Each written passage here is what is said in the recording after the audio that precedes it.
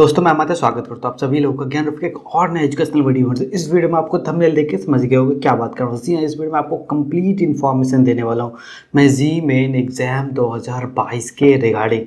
और एक और बात, वीडियो पूरा देखना, मैं 75% वाले क्राइटेरिया के बारे में भी बात करने वाला हूँ, डिटेल बात करने वाला हूँ कि पिछले साल क्या कुछ स्टूडेंट्स को दिक्कत आया था एडमिशन के टाइम, वो सारे क्लियर करने वाला हूँ। तो पूरा वीडियो देखना ताकि कोई भी सिंगल भी इन्फॉर्मेशन आप मिस नहीं करो। और यार चैनल पे नए हो तो सब्सक्राइब करके बेल आइकन जरूर क्लिक कर लो। तो सबसे पहले आपको बेसिक तौर पे बता दूं कि जी मैन इंडिया का सबसे पॉपुलर और नंबर 1 इंजीनियरिंग एंट्रेंस एग्जाम है, जिसके थ्रू आपको 31 एनआईटी में, 25 ट्रिपल आईटी में और 28 जीएफआईटी में जो एडमिशन मिलता है।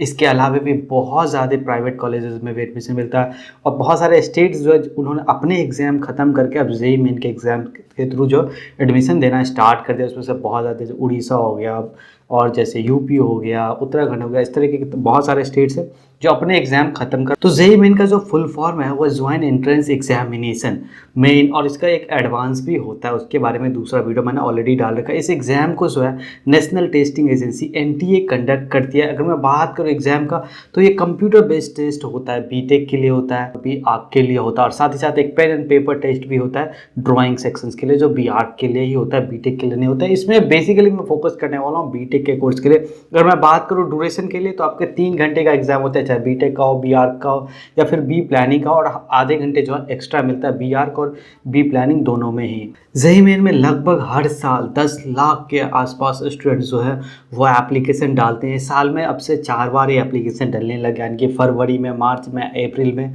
और मई सेशन में इसके एग्जाम होने वाले हैं। और एग्जाम को लेके एक बड़ी कन्फ्यूजन होती है। बहुत सारे ऐसे स्टूडेंट बोलते हैं कि भैया मैं कौन सा एग्जाम दूं, या अगर मैंने फरवरी में नहीं दिया तो क्या मैं मार्च में दे पाऊंगा। तो ऐसा है कि जो 4 एग्जाम्स होते हैं ना, अगर आप चारों ही देते हैं तो भी आप जिस भी एग्जाम में आपका बेहतर स्कोर रहा है उसी के बेसिस पे आपका जो है रैंक वो कैलकुलेट करा जाएगा। तो इसीलिए बेहतर है कि आप चारों ही अटैम्प्ट दो, पर कोई ज़रूरी नहीं है आपने एक अटैम्प्ट दिया, दूसरा छोड़ दिया, तीसरा भी दे सकते हैं, तीसरा भी छोड़ दिया, चौथा भी दे सकते हैं, ये आप पे डिपेंड करता है।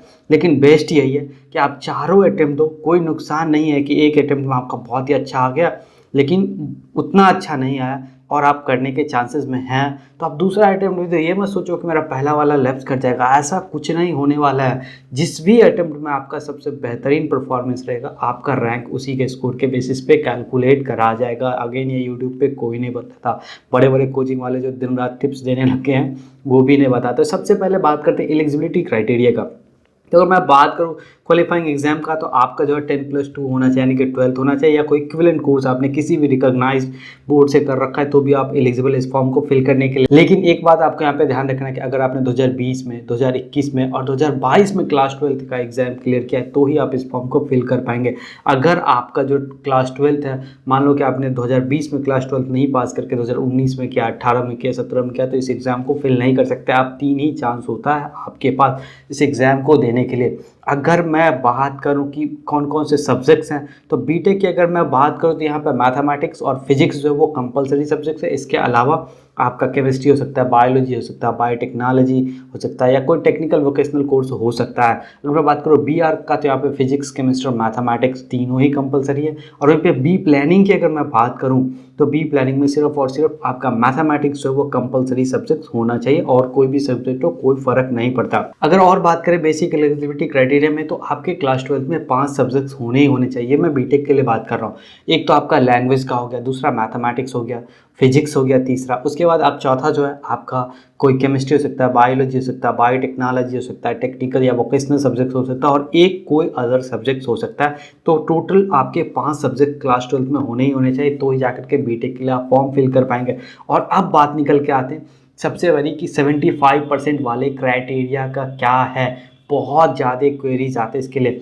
तो क्या है कि 2020 और 2021 में कोविड-19 को ध्यान में रख के गवर्नमेंट ऑफ इंडिया ने क्या था कि 75% का जो क्राइटेरिया था वो रिप्लेस कर दिया है। यानी कि अभी क्या है सिस्टम कि आपका जो एग्ज़ाम का फॉर्म भरते हैं वहाँ पे कोई मार्क्स की क्राइटेरिया नहीं है। एक्चुअली में 75% तब निकल के आता था जब एडमिशन होने को होता था, लेकिन अभी ये सिर्फ 2 ही बार के लिए किया गया था, 2020 और 2021 के लिए। तो आप ये मत सोचो कि 2022 में भी ऐसा हो ही जाएगा। हालांकि चांसेस बन रहे हैं कि ऐसा हो जाए, क्योंकि कोरोना अभी गया नहीं है और तीसरा वेरिएंट आ गया, ये तो उससे भी डेडली होने वाला है ऐसा लग रहा है। तो होप कि नहीं हो, टचवुड। लेकिन एक बात आपको ध्यान रखना है कि ये अभी नहीं हुआ है, दैट मीन्स कि अभी 75% वाला क्राइटेरिया अप्लाइड है।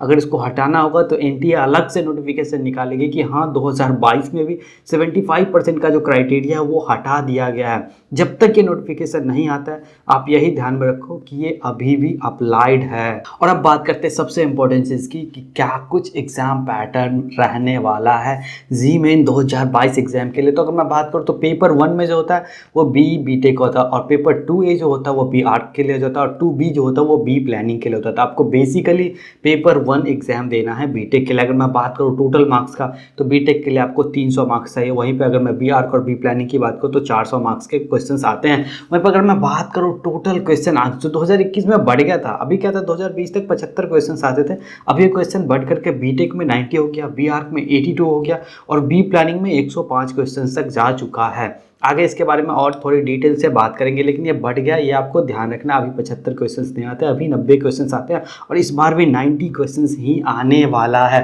मार्किंग स्कीम की अगर मैं बात करूँ तो अगर आप जितने भी करेक्ट आंसर्स करते हैं उसके लिए आपको 4 मार्क्स दिया जाता है। अगर आप कोई भी गलत आंसर करते हैं तो आपका 1 मार्क्स काट लिया जाता है। लेकिन मार्क्स काटने का सिस्टम क्या है कि जो नॉन MCQ क्वेश्चंस हैं उसमें कोई निगेटिव मार्किंग अप्लाइड नहीं है। निगेटिव मार्किंग सिर्फ और सिर्फ जो MCQ होते हैं, मल्टीपल चॉइस क्वेश्चंस, वहीं पे अप्लाइड है। अगर मैं बात करूँ एग्जाम के लैंग्वेज के बारे में, बहुत सारे कमेंट आते हैं भैया मैं हिंदी में दे सकता हूँ क्या, भैया मैं बंगाली में एग्जाम दे सकता हूँ तो क्या कर। तो मैं बात करूँ कि तमाम तरीके के लैंग्वेजेस में बहुत ज़्यादा सपोर्ट कर रहा है एनटीए इस मामले में। इंग्लिश में आप दे सकते हैं, हिंदी में दे सकते हैं, असमीज़ में दे सकते हैं, बंगाली में दे सकते हैं, गुजराती में दे सकते हैं, कन्नड़ा में दे सकते हैं, मराठी हो गया, मलयालम हो गया, उड़िया हो गया, पंजाबी हो गया, तमिल हो गया, तेलुगु हो गया, और उर्दू में भी आप इस एग्ज़ाम को दे सकते हैं। यानी कि लैंग्वेज आपके लिए बैरियर नहीं रहने वाला, ये बहुत ही अच्छी बात है। एग्जाम मोड की मैं बात करूँ तो ये ऑनलाइन एग्जाम होने वाला, कंप्यूटर बेस्ड एग्जाम होगा। 3 सेक्शंस इसमें रहने वाले, फिजिक्स, केमिस्ट्री और मैथमेटिक्स आपके क्वेश्चंस आएंगे।